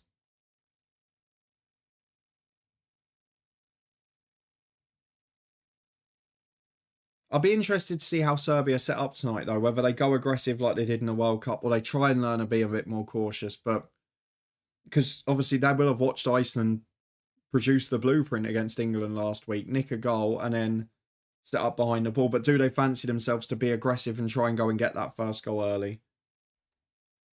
Especially with England having a makeshift defence and not being, a fair few players not being fully fit and tournament ready. I think that the first 20, 30 minutes will probably decide that game. As we're approaching the hour mark, let's go and get to it, shall we? We're going to do one of these. The Euro 2024 sticker book will come out. We're getting towards the end of the book, so we're starting to struggle to get stickers now. We're just seeing our first signs of fraying as well, but let's see if we have any luck today. Hopefully, we'll get some positive news. Offside against Slovenia as they try and work forwards. And it is an hour gone now, so how's our luck? First sticker, as always, is from Group C or D. This time, France number 18. And it is a man I know I've got already, Olivier Giroud, who will still play a crucial role in this tournament, don't you worry. If we go and have a look at them, we only need one in the whole of France. And it is the final sticker, 21. We've got all the shinies, we've got all of the squads. We only need the final one, which is not forthcoming just yet. So, no luck with Olivier Giroud. Then we're moving on to Slovakia, number 8. And that is David Hanko. I'm not sure what the situation with that is. I would imagine we've probably got it. No, we haven't. Slovakia, we're doing lovely on the second page. On the first page, though, we need 4, 6 and 8 going straight down. So we've already had better luck than one of the two yesterday. Hanko from Feyenoord is in. Let's get him in the book. One more than I was expecting to have to do. The next one is pretty timely because it relates to one of the teams playing today, and that is Denmark 19, and it's one of today's substitutes, Andreas Skov Olsen. I have genuinely no idea if we've got him or not, so let's go back to Denmark and have a look. And for Denmark, yes we do. The only one we need on that page, again, number 21, and it's Manchester United's Rasmus Højlund. On the other side, missing a few, including the badge at the top, or the flag, I should say. Halfway through, the next one, Scotland P2. This is those little ones at the start of each group where you've got the half with all the monuments and you have to stick them together. I think we've got it. I hate to say it, but I think we've got it. We have. The only one we're missing on that whole page is Germany P1. We've got both of Scotland down there, both the group ones at the top, and both of Hungary and Switzerland there too. I think one's about the limit for our packs at the minute. As the next one is Albania top 1. The 2 star players from the top 11 they've gone for. This one, Jasir Asani, the right winger, cut in and had a long range shot last night, didn't he? Almost caused a bit of trouble. Again, I think we've got this already. We absolutely have. We've got both of them. All we need on that page is the one Albania shiny, which is the star player. Then we've got the shiny of the pack, and this is, I think, my first quadruple sticker, because there are plenty I've got 3 times, but none I've got 4 until now. Espana 3, the artist, foil sticker, Dani Olmo. 4th time I've got that one. Unfortunately, only 1 out of 6, but one better than I thought it was going to be. There we go. We're getting close now. We're probably about 150 away from the end. We've got about 550 odd, so I think we're going to start finding it very tough now. But fingers crossed some luck later. Højlund fouled there, grabbing the shirt for as long as you possibly can. And the game's just gone into another little lull now. Slovenia not able to create chances. They had that little spell with the long throws. I wonder which team's going to blink with a few substitutions in the next few minutes. Just try and have a go. As we mentioned, Slovenia haven't got an awful lot. They've got the old legend Ilicic who could potentially come on. I wonder if that will be the decision soon. As here's the breakaway down the left-hand side. Højbjerg looks wide. Chance to cross it. A good ball towards Højlund. It's a brilliant save. Jan Oblak does fantastically. It's back to the edge of the box. Shot hits his own man, Jonas Vind. And Højbjerg goes wide right again. Højlund trying to get onside. He's not. And the ball's just gone straight across. But he's on for the ball back in again. This time the centre-half's there to clear and wins the foul. But we're playing advantage. Good refereeing. Oblak feels a little bit winded from that one, I think. And Sesko drops in to pick the ball up and just slow it down, give them a little bit of a breather again. Big switch of play, but again, it's too floated. There's a lot of pressure on it. And the first touch by the Slovenians port, he's got away with it. Vin's accidentally tripped him when running in. And that would have been a huge opportunity if not.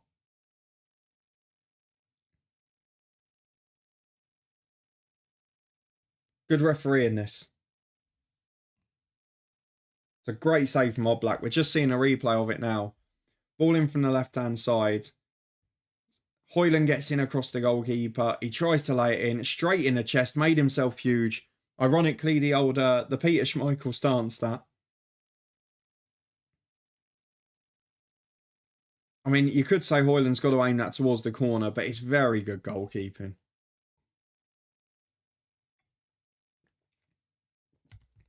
You just wonder, don't you? You start to wonder.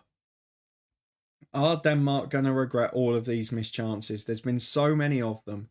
So many opportunities to put the game to bed. Is it going to end up being a tough day for them? As a long ball goes forward from Slovenia, the right back's missed it. He's in behind here. Sporar's got the chance to cross to the back post. Header just wide. Oh, big opportunity, Slovenia. Sterin was the man running in. Oh, it's a glorious opportunity. It's a straight ball down the line again. Sporar running the channel. But rather than being directly up to him, it is a little wider. And they finally get across into the box. I wonder if they've got the opportunity here. If they can bring on a wide man. Just get someone out wide. Get the ball to them. And put it in. Because you've got a midfielder making that run arriving there. You've got two centre forwards. But one of them's putting a cross in. They're a team that would suit my Southend formation. And here we go. He's done exactly what we said here. He's taken the number 20 off the right back who got booked and then went flying into another challenge. He's brought on Verbic to the number 7 and he has gone straight to hug the touchline out on that left-hand side where that chance just came. The right back is the weak link defensively for Denmark. It's Anderson playing on the right of a 3 and he's getting caught out in that channel. Yeah, Bergie, Slovenia look really dangerous on the break. But the problem is a lot of the balls have been flattened straight through the middle because they've got no width. If they can get a good wide man on now, I think they will get the chance because they'll have Sporar and Sesko both in the box attacking it. And then if they can commit like Serin did there, you've got 3 players to aim at.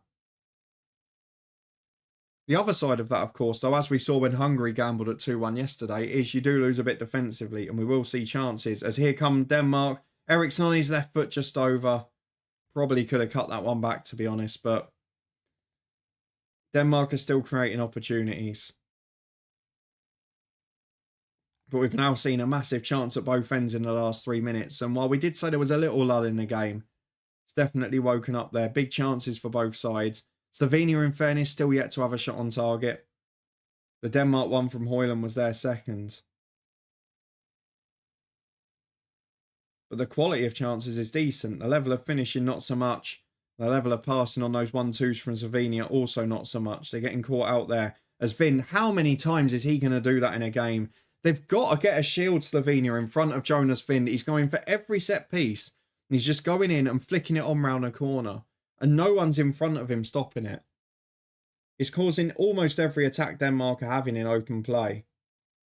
As Eriksson loses the ball in the middle, Anderson flies into a tackle, not like his usual composure.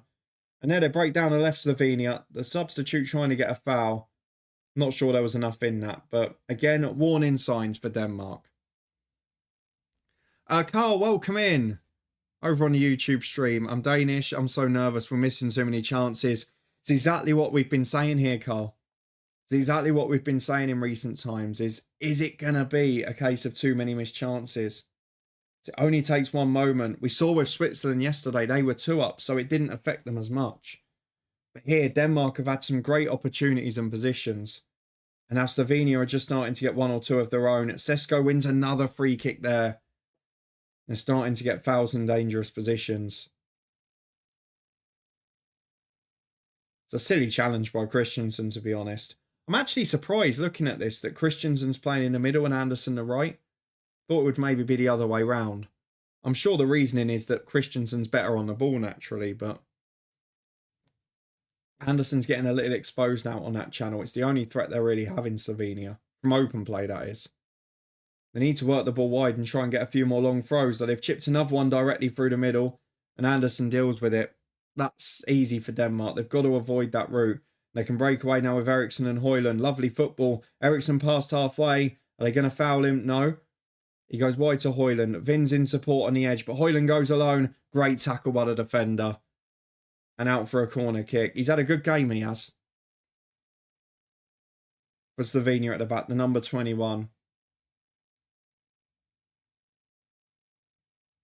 Durkasic, centre half.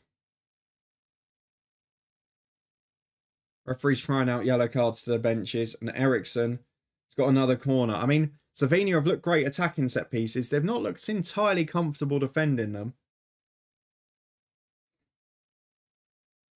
You can see the size of this Danish team. Two big strikers. Anderson's in there. Christensen's in there. It's into the back post. His header for Jonas Vind. He sort of ducked away from it. He's had a very good game, but that wasn't his finest moment. Oh, that's a decent chance, you know. He almost wasn't anticipating it. It just sort of smacked him. That's an opportunity and a half. And as Cole says, and I'm sure a few of the Danes are feeling the same, is 1-0 going to be enough with 20 to go? We said Slovenia would be solid defensively, but would they have enough of an attacking threat? I mean, I did predict 1-1 for this game, and it's still potentially on, but at the moment, you wouldn't see Slovenia scoring, but it only takes a moment. Not convinced by Alexander Bart. So you're not the first Dane to be in the stream today saying that. Mailer always performed for us a bit like Maguire and Pickford, and he's a far bigger threat going forward, no doubt about that.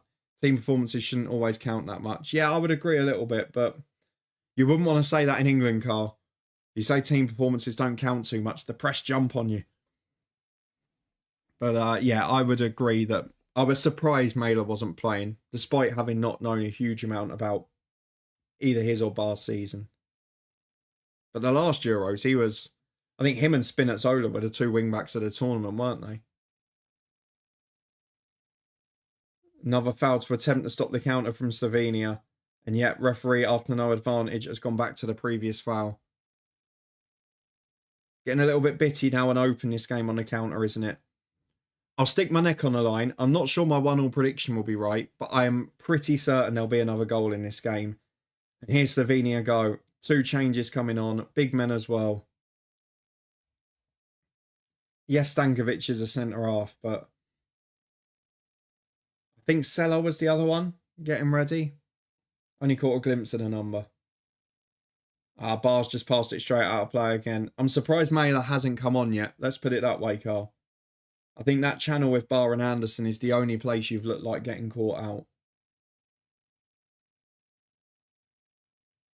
And most of Slovenia's joy, as it is right at the moment, is coming down that left-hand side again.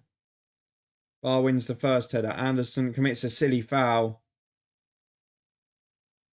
And it's a free kick in a very dangerous position. Sesko is causing trouble, isn't he? I mean, Anderson's got both his arms around him. I don't know what he's doing. He's making it obvious for the ref. Kev, afternoon. Did you watch the Netherlands game? How was it? Yeah, I did watch it. Not on stream, but we did watch it. So I'd argue it was the most entertaining game of the tournament so far. I thought it was a really entertaining one. The Netherlands looked lightning on the counter-attack. They were really aggressive. They were really enjoyable to watch. Didn't take their early chances. Then were really poor defending set pieces, which gave Poland opportunities.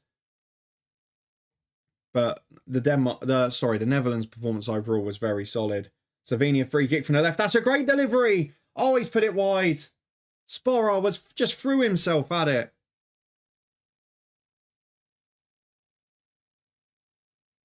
I don't know if he's onside here. It comes in. He is. Sporar's onside. He threw himself at it. And he just couldn't direct it. His leg was fully outstretched. Anderson was beaten. He's almost got too much on it. He's diverted it back towards where it's coming from a bit too much. It's a wonderful delivery. And this is why a lot of the Danes say is 1-0 enough because it only takes a little set piece, doesn't it? And Sesko's winning his fair share of them as the 2 subs will now come on. But yeah, Poland were far more game than we expected without, considering they didn't have Lewandowski. Netherlands defensively is the worry.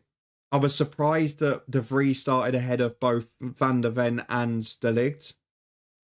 I was surprised with some of the changes in game. They really missed De Jong in a holding role. I think with De Jong, they would have been a much tougher outfit. You say if they had a striker, Kev. Well, Weghorst looked like a world beater again when he came on. And they looked a threat earlier. It's just Gakpo missed chances, Depay missed a couple, but they were getting in the positions. If they warm into the tournament, they could be strong.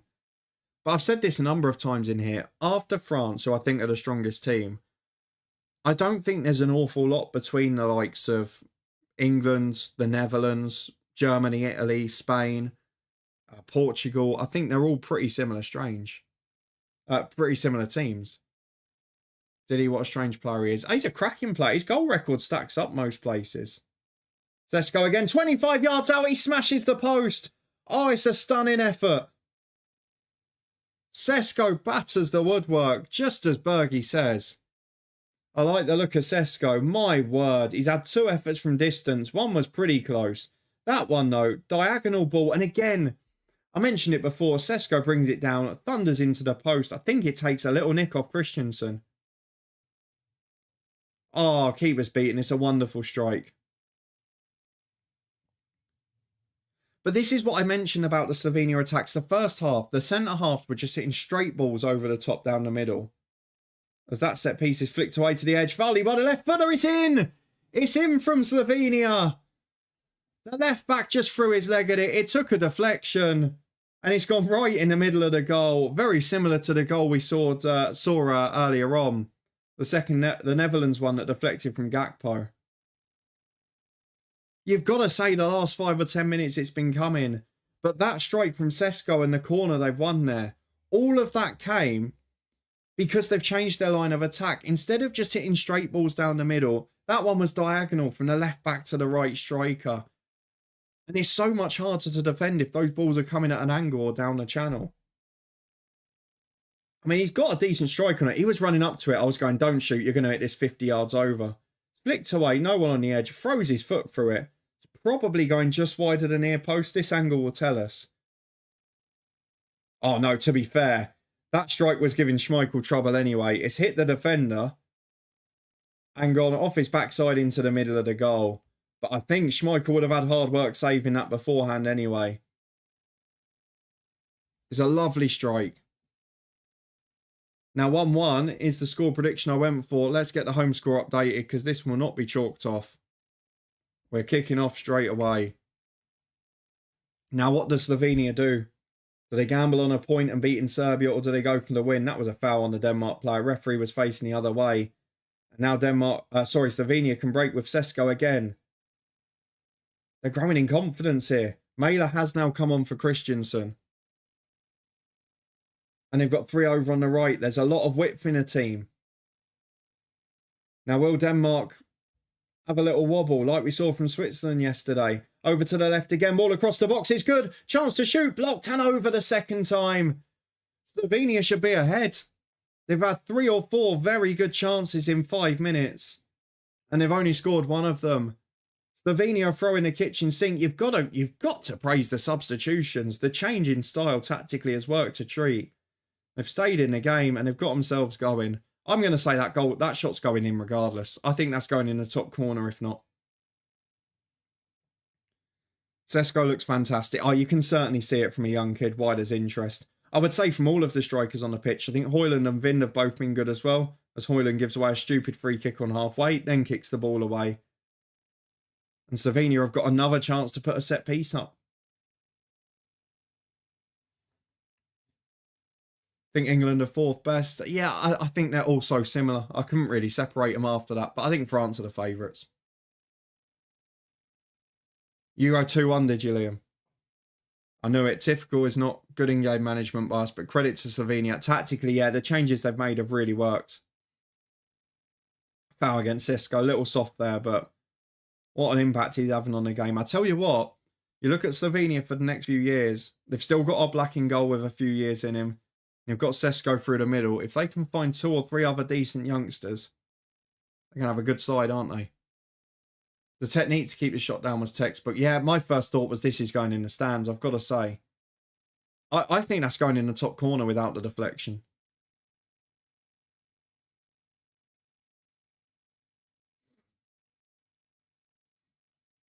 Referee's calming bar down, getting a bit irate. They've lost their composure, Denmark, for sure. But they've got a corner kick here and an opportunity. Can Slovenia defend the set pieces as well as they've attacked them? Kev, it's amazing how many teams are trying to play through teams, and then the minute a decent direct ball goes over, it's the crosses into the box.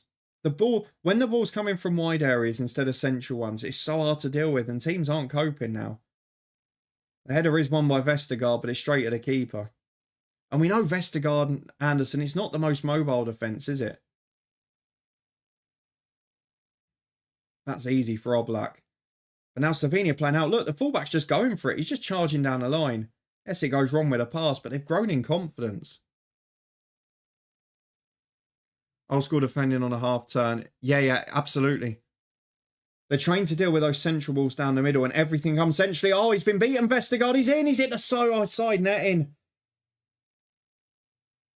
Sporra's hit the side netting. They're claiming for a corner. They lose the ball in the centre circle. Vestergaard's been done for pace, as we just mentioned a minute ago. Has he saved it? Sporra's in. They've got the corner kick. It's in at the near post. Yeah, good goalkeeping. I don't think it's going in anyway, but he wasn't to know. And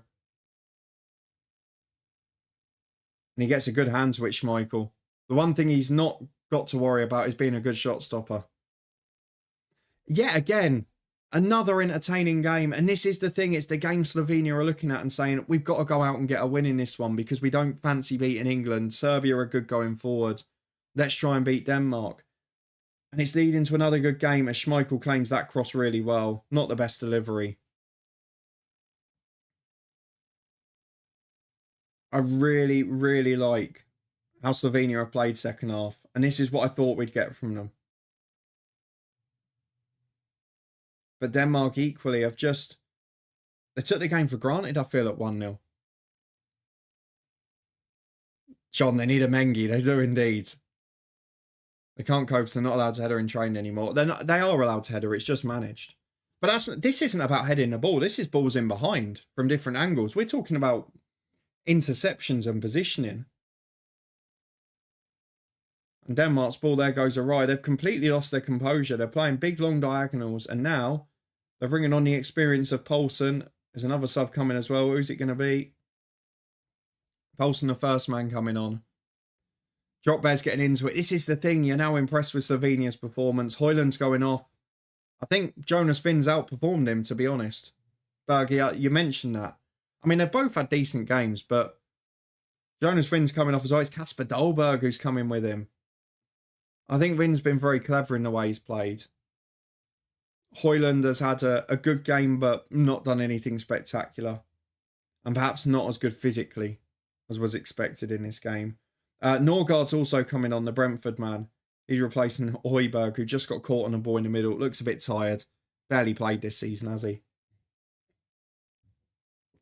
No, typical Denmark. We asked at 1-0, didn't we? Were the chances wasted? Going to be costly, and it appears they are going to be.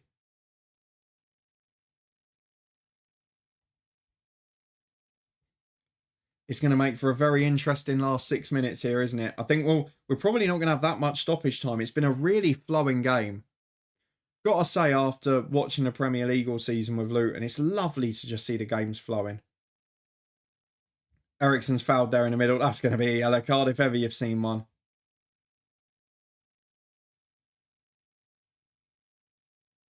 Sat the gaffer. I'm not sure about that.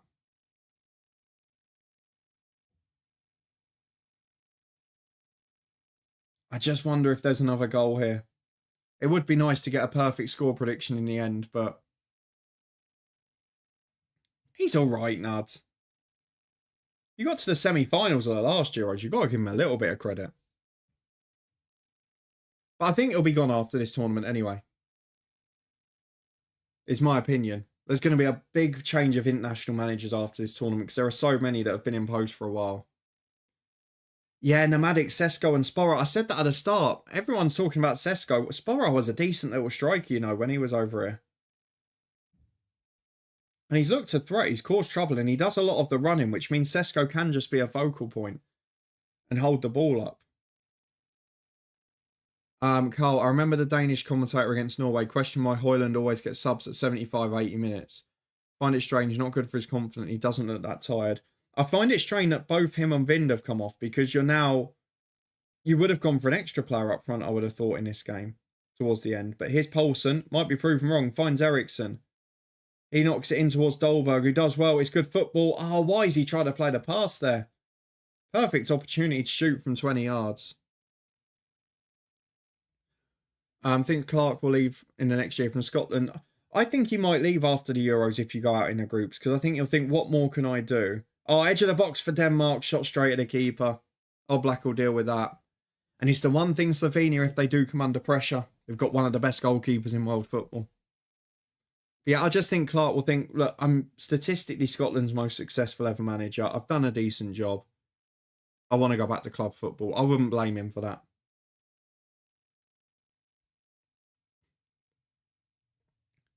There's 4 minutes plus stoppages, and we're having a look at that Sesko strike again that led to the corner, that led to the goal.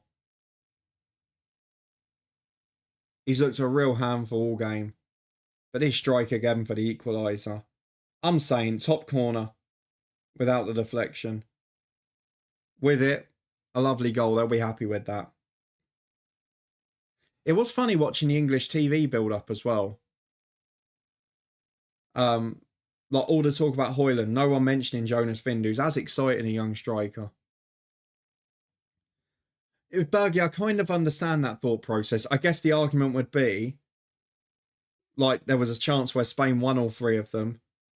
But generally, I think you're pushing him if you go beyond 3 or 4. I mean, if Southgate wins this Euros, then it probably debunks the theory. But I guess it depends on the level of the nation as well. Maybe top nations, that's right. But I think maybe at the lower levels, you do see people that are in for 15, 20 years just building an international team and more building the infrastructure behind the scenes.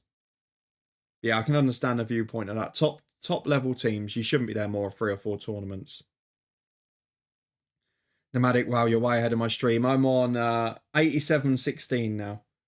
I always say it, if you're watching on, if you're in the UK and you're watching on ITVX, it's not so bad for the BBC games. If you're on ITV, you have to just pause the stream for a minute and be a little bit behind because otherwise you're going to get the spoiler. So I think the BBC one's about 20 seconds behind and obviously the stream latency is about 10 seconds anyway.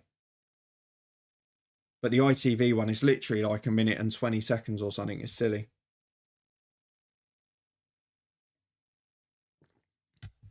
Yeah, I've got to be honest, Nomadic. I know a lot of people are sad that not all the games are going to be free-to-air TV now, but when the FA Cup said it was going BBC and TNT instead of BBC and ITV, I wasn't devastated. And obviously Champions League highlights moving to BBC next year, which would be fun as well. ITV have ruined the EFL highlights that Quest did before.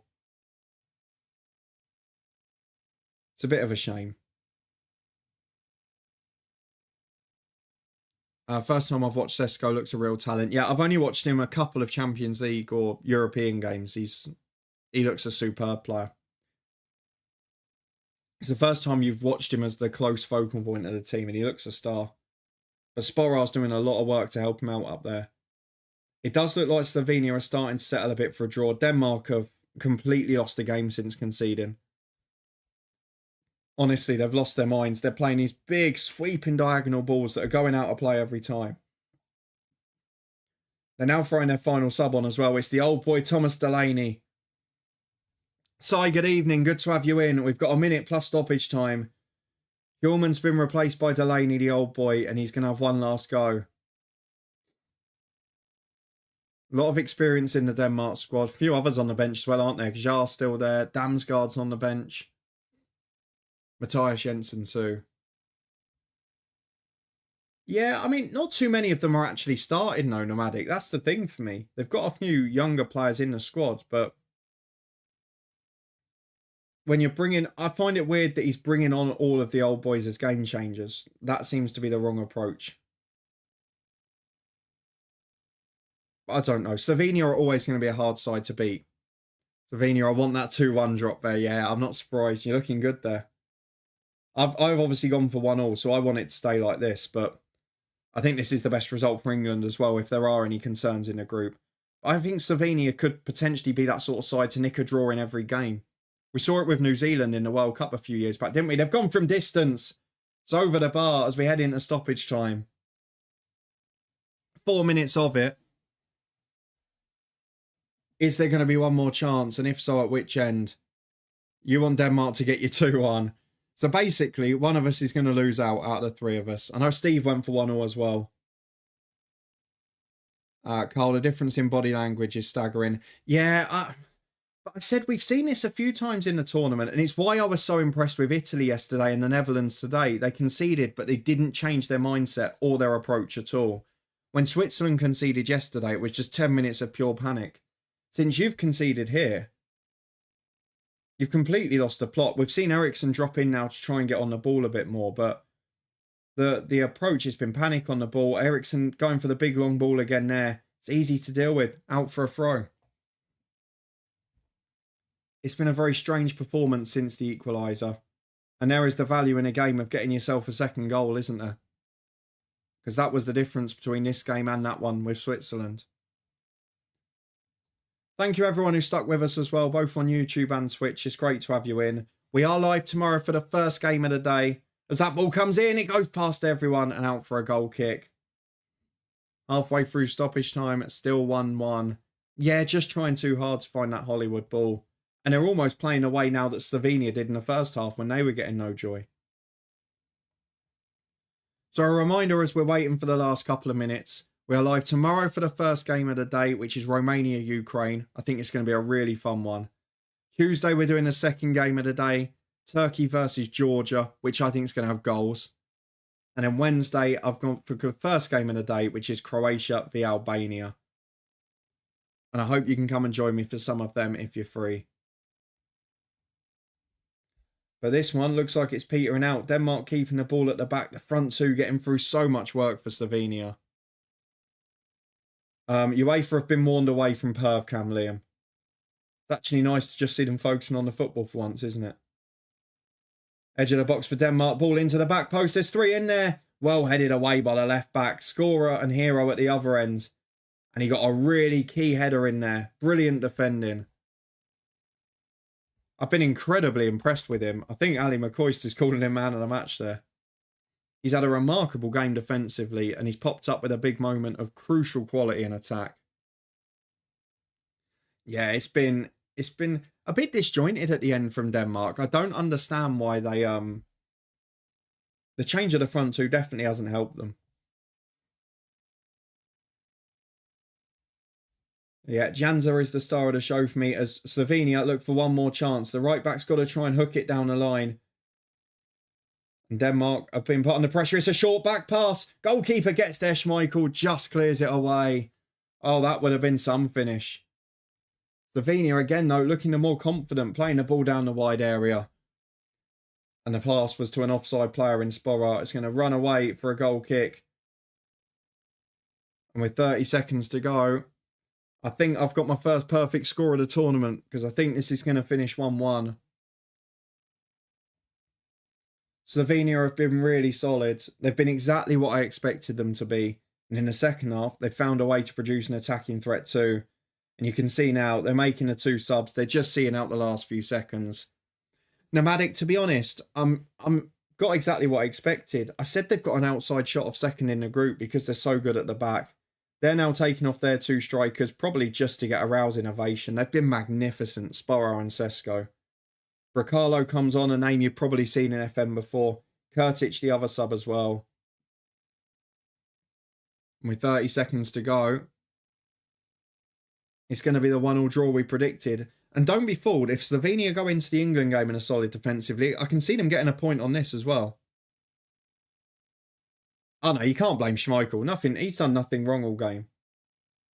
I mean, yes, the punch from one of the long throws wasn't great, but otherwise he's had a solid football match. He's done nothing wrong. Full time, it is Slovenia 1, Denmark 1. We got the score we predicted. You know what, for Slovenia, that's a nice moment as well to get a point off the board in a tournament.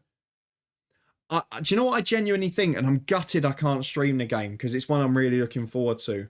Serbia-Slovenia on Thursday is going to be huge. If Serbia do lose to England tonight, because Slovenia-Serbia will be the ultimate clash of styles. And I love to see what the game's going to be like. As it is, though, it finishes 1-1 here. It's been a brilliant, entertaining game again. I've really enjoyed it. Thank you so much to everyone who's joined us today as well as yesterday, both on YouTube and Twitch. Hopefully, I'll see a few of you tomorrow at 2 p.m, or UK time, that is. The first game of the day we're going to be watching, Romania versus Ukraine. I hope you can join me for it. I've got a bit lower scoring for that one, so hopefully it delivers more than I expect. For now, though, let's go and see if there's anyone that we can go and raid. Is there anyone we follow live? Let's have a look. If not, let's go and have a look for Football Manager, shall we? Who's live streaming FM? We'll go over to Sean, who is live. Not been to their stream before, but go and say hello. They're with Scunthorpe United, and it looks like they're going on a big rise through the division. So go over and join if you can. Thank you very much for being here again. Tiger Claw for the resub, new followers and everything. I'll see you again tomorrow for the big game between Romania and Ukraine.